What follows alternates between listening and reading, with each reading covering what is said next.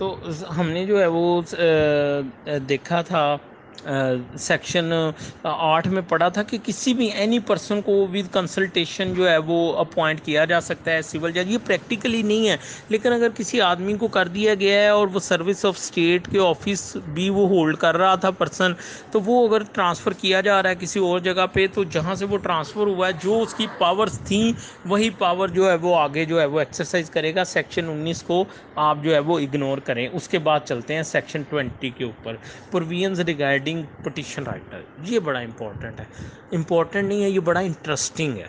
मेरी बात सुने, आपने बड़ा नाम सुना होगा वसीका नवीस। वसीका नवीस जो है, अब हर आपको कहीं पे भी कचहरी में चले जाएं आपको 10 वसीका नवीस मिलेंगे, और आपके लिए हैरत वाली बात यह है कि उनमें से एक भी वसीका नवीस नहीं है। ये जो सेक्शन 20 है ना, ये उनकी क्वालिफ़िकेशन बताता है। मैं एक ऐसे शख्स को जानता हूँ जिसने मसलन ये कहता है जी उनके बकायदा एग्ज़ाम होंगे, उनके पेपर होंगे, उनको लाइसेंस इशू किया जाएगा। तो मैं एक ऐसे शख्स को जानता हूँ जो मुझे ये बताता है कि 1970 के करीब जो है उसने उसके 11 पेपर जो थे उसने वो क्लियर किए, तो उसको जो है वो लाइसेंस जारी हुआ। तो अब तो कोई हाल ही नहीं है, अब तो हर कोई वसीका नवीस बना हुआ है।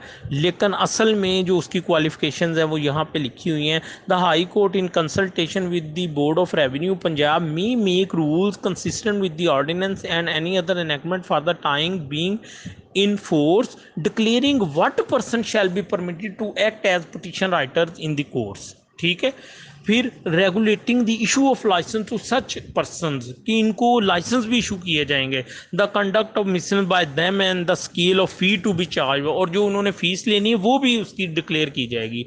Determining the authority by which breaches of such rule, और अगर वो उन रूल्स को ब्रीच करते हैं तो उसकी सज़ा भी किसी अथॉरिटी को कंफर की जाएगी। लेकिन ये सेक्शन 20 इन प्रैक्टिस नहीं है, और इसके तहत वो कोई लाइसेंस अब जारी नहीं हो रहे, और वो वसीका नवीस भी पता नहीं वो किस तरह से वो खुद को वसीका नवीस जो है वो डिक्लेयर कर देते हैं। असल में इस सेक्शन के तहत उनका बाकायदा एग्ज़ाम होना है और उनको लाइसेंस जारी होना है।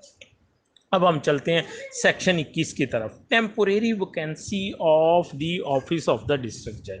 देखिए, एक है सेक्शन 21 और एक है section 22, delegation power of district जज। अरूजे बाबा रिशाल बेटा खम्मा, ठीक है, delegation of power of district जज। तो सेक्शन 21 और 22 में क्या फ़र्क है? इस सेक्शन 21 में टेम्परेरीली जो है वो क्या कहते हैं, सेक्शन 21 में टेम्परेरी ऑफिस। सेक्शन 21 में क्या होता है कि अल्लाह ना करे कि वो डिसेबल हो जाते हैं डिस्ट्रिक्ट जज साहब, या वो क्या कहते हैं कि वैसे उनकी डेथ हो जाती है, लेकिन सेक्शन 21 में फॉर द टाइमिंग वो अपनी जुरिडिक्शन से बाहर कहीं चले जाते हैं। तो सेक्शन 21 और 22 में जो है वो बस इतना सा फ़र्क है। सेक्शन 21 जो है वो ये कहता है कि in the event of the death, देखें अब ये रीजंस हैं जब सेक्शन 21 जो है वो इन आएगा, वो क्या कहते हैं अप्लाई होगा। तो ये सेक्शन 21-22 पे एक सब्जेक्टिव क्वेश्चन जो है वो बन सकता है। मैं कोशिश करूँगा कि वो मैं आप लोगों के साथ जो है वो शेयर भी कर दूँ। सेक्शन 21 के ऊपर डेथ हो जाए या prevented from performing is duties by illness और अदर काज, या वो इलनेस या किसी और काज की वजह से वो अपनी ड्यूटी परफॉर्म नहीं कर सकते, तो फिर क्या होगा? तो फिर कोई भी एडिशनल डिस्ट्रिक्ट जज या द मोस्ट सीनियर सिविल जज जो है in absence of the district जज shall be appointed as a जज, ठीक है, तो वो उनकी जो है वो ड्यूटी जो है वो परफॉर्म करेगा। ठीक है, द डिस्ट्रिक्ट जज fairing are in the absence of the जज from the district, the senior most of the civil जजेस eight the headquarter shall assume charge of the district जज without interruption of his ordinary jurisdiction. उसकी अपनी jurisdiction अपनी जगह पे रहेगी। जो most senior district addition district जज होगा वो डिस्ट्रिक्ट जज बन जाएगा, या अगर वो नहीं है तो मोस्ट सीनियर सिविल जज जो है वो डिस्ट्रिक्ट जज की पावर जो है वो एक्सरसाइज करेगा। ठीक है, अच्छा जी, at the headquarter shall assume charge of the without, अच्छा जी, and while so in charge shall perform the duties of the district जज with respect to the filing of such suit and appeal. अब देखें, अब उसकी jurisdiction limited होगी, अब वो ट्रायल करना नहीं शुरू कर देगा। वो मसलन उस एडिशनल डिस्ट्रिक्ट जज ने या सिविल जज ने पावर कर ली, अब वो उसकी पावर किस हद तक होगी कि वो वसूल करे, क्या करे कि वो अपील्स को डील करे, रिसीविंग प्लीडिंग करे, एग्जीक्यूशन ऑफ प्रोसेस करवाए, सच मैटर सिर्फ ये वो डील कर सकता है।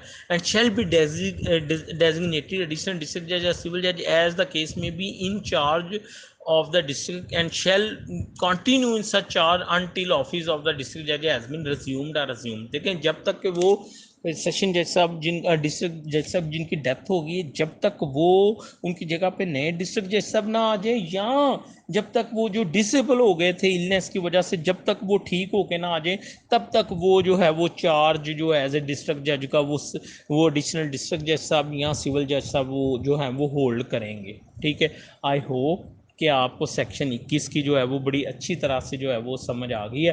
अब चलते हैं सेक्शन 22 के ऊपर। सेक्शन 22 क्या कहता है? एनी डिस्ट्रिक्ट जज living the headquarter and proceeding on duty to any place within jurisdiction or in the event of his absence from the district on leaving may delegate to the additional district judge or in absence of any district judge to senior most officer at the headquarters the power of performing any of the emergent enumerated in section 21 that may be emergent and such officer shall. देखें जी, वो कह रहा है कि अगर district जज किसी वजह से अपनी प्लेस छोड़ के, जुरिडिक्शन छोड़ के वो जा रहा है या वो बैरून मुल्क जा रहा है वक्ती तौर पे, तो वो अपनी पावर जो है सिविल कोर्ट आर्डिनेंस के तहत वो सिविल जज को जो है वो डेलीगेट कर देगा। ठीक है, एडिशनल डिस्ट्रिक्ट जज साहब को या सीनियर मोस्ट सिविल जज साहब को डेलीगेट कर देगा, और वो भी जो एमरजेंसी नेचर की होंगी पावर्स वो उसकी गैर मौजूदगी में जो है वो एक्सरसाइज करेगा। होप आपको सेक्शन 21 और 22 के जो है वो फ़र्क की समझ आ गई है। उसके बाद सेक्शन 23 है। सेक्शन 23 ये कहता है temporary vacancy of the office of the civil judge in the event of the death, suspension or temporary absence of any civil judge, the district judge may empower any other civil judge of the district to perform the duties of the judges of the vacated civil court either at the place of such court or of his own court, but in every such case the register and record of the two courts shall be kept separately। नहीं जी, अब आपने अक्सर देखा होगा कि अगर एक civil जज छुट्टी पे चला जाता है तो उसकी ड्यूटी जज साहब कोई ना कोई बन जाते हैं। तो वो यही तो प्रोविजन है कि टेम्परेरी लीव हो जाए या वो कहीं पे लीव पे चले जाएं, तो उस सूरत में डिस्ट्रिक्ट जज जो है वो किसी भी दूसरे जज को उसकी ड्यूटी जो है वो परफॉर्म करने का कह सकता है, लेकिन उस सूरत में उनका जो रिकॉर्ड है दोनों कोर्ट्स का वो अलहदा जो है वो चलेगा। होप आपको सेक्शन 21-22 और सेक्शन 23 की बड़ी अच्छी तरह से है वो समझ आ गई। उसके बाद है section 24, civil courts having unlimited jurisdiction regarding value to try suit against the state and its servants in their official capacities. अब अभी एडिशनल सेशन जजेस को क्वेश्चन आया है पेपर में, और वो यही क्वेश्चन था कि उसने कहा जी सिविल कोर्ट्स की किन किन सूट्स की सूरत में उनकी अनलिमिटेड जुरिडिक्शन होती है, सिविल कोर्ट आर्डिनेंस के रेफरेंस से डिस्कस करें। ठीक है, वो क्वेश्चन भी मैं आपसे जो है वो शेयर कर दिया, आप देखें तो वो बेसिकली सेक्शन जो है वो 24 जो है वो उसके साथ जो है वो डील करता है। ठीक है, अब सेक्शन 24 क्या कहता है? वो कहता है जी कि सिर्फ सिविल जज हैविंग अनलिमिटेड जुरिडिक्शन, यानी सिविल जज फर्स्ट क्लास जो है, या सिविल कोर्ट में कौन आएगा? सिविल कोर्ट में वो डिस्ट्रिक्ट जज, एडिशनल डिस्ट्रिक्ट जज भी आ सकता है, और सिविल जज है फर्स्ट क्लास भी आ सकता है क्योंकि उसकी अनलिमिटेड जुरिडिक्शन होगी। ठीक है, तो वो मैटर कौन कौन से सुन सकते हैं जी? अच्छा जी, उनकी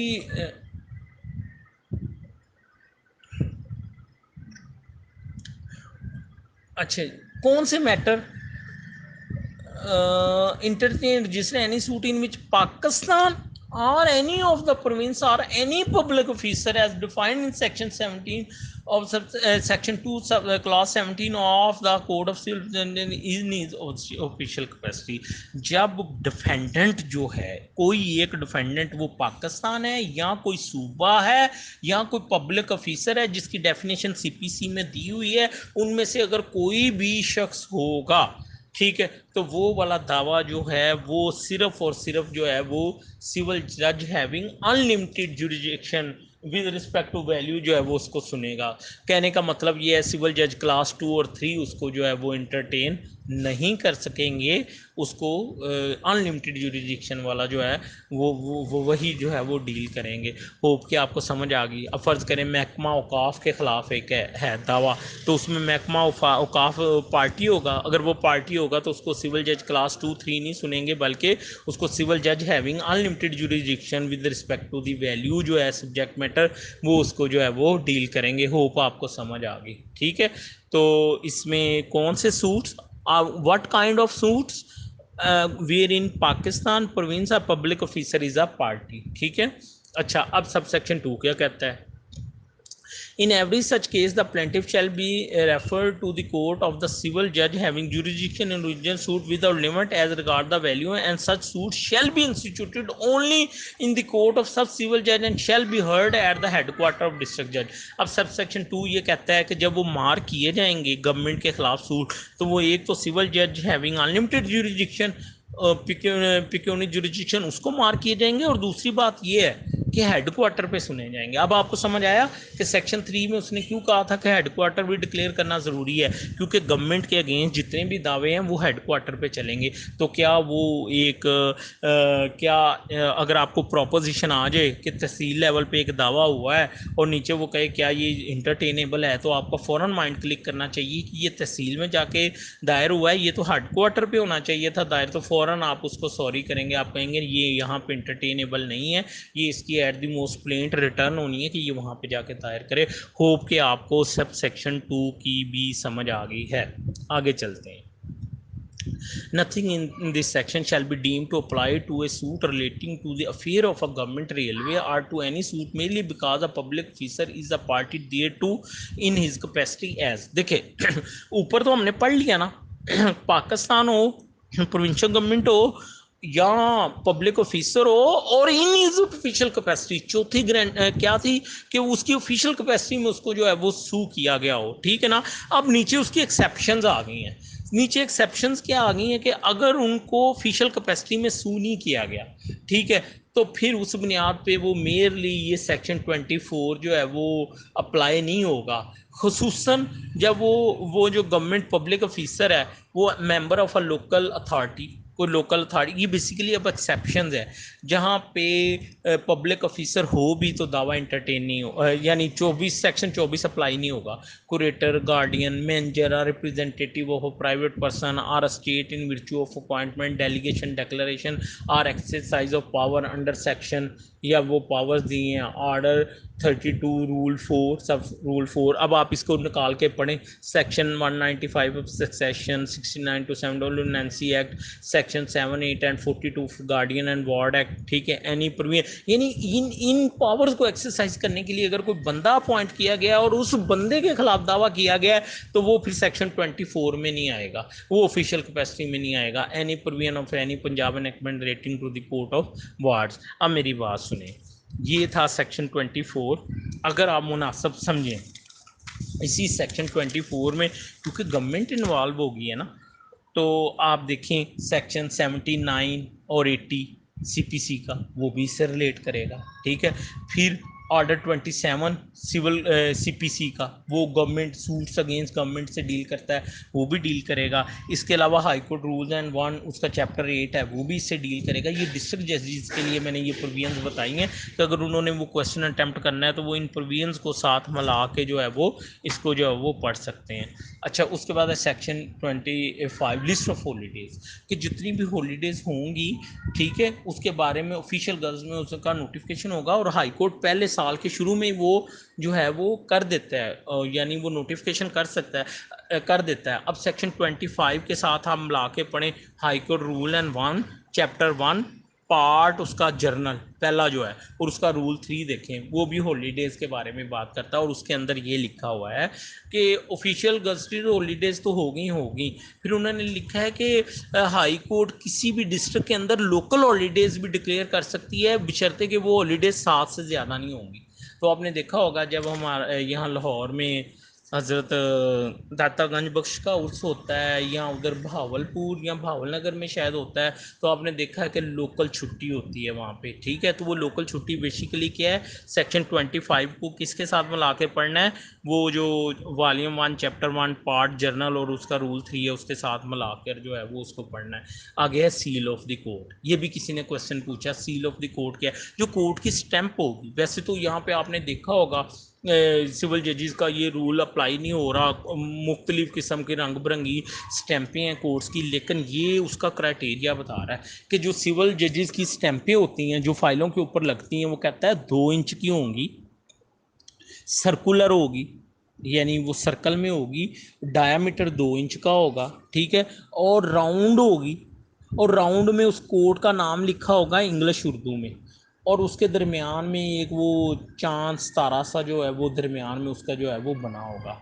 ये एक उसने शेप बताई है जो सिविल कोड की जो सील स्टैंप है उसके बारे में, ठीक है। और फिर ये प्रिजाइडिंग ऑफिसर की अपनी पर्सनल कस्टडी में जो है वो है। सेक्शन 27 कहता है powers to frame rules. Hope हमने सिविल कोर्ट आर्डिनेंस को मुकम्मल किया, होप आपको इसकी जो है वो समझ आई होगी, ठीक है। अब आपने क्या करना है कि अगर आपकी कोई क्यूरी है, कोई क्वेश्चन है, तो वो आपने अभी ये लेक्चर सुनने के बाद आपने मुझसे पूछना है, मैं इंशाल्लाह उसका जो है वो आपको जो है उस क्वेश्चन का जो है वो जवाब करूँ दूंगा। और कोशिश की है कि कंसेप्चुअली आपको जो है टोटल इसके साथ जो है वो यानी आपको इसकी समझ आ जाए। और आप अगर एक दो दफ़ा इस लेक्चर को सुन लें ऑडियो को, तो ज़रूरत नहीं है आपको मज़ीद इसके ऊपर जो है वो टाइम लगाने के लिए। और एक आपकी जो ड्यूटी जो आपका फ़र्ज़ है कि हर वो बंदा जो कोर्ट्स नहीं आ सकता या उसके पास इतने रिसोर्सेज नहीं है कि वो अकेडमी ज्वाइन करे, उसको गाइड करना आपका काम है, उस तक ये नोट्स भेजना, ये ऑडियो लेक्चर पहुँचाना वो आपकी ज़िम्मेदारी है। अपनी दुआओं में याद रखिएगा। इंशाल्लाह मैं आगे पंजाब रेंटेड प्रिंसेस एक्ट शुरू कर रहा हूँ। ओके, अपना ख्याल रखिएगा। Thank you so much. अल्लाह हाफिज़।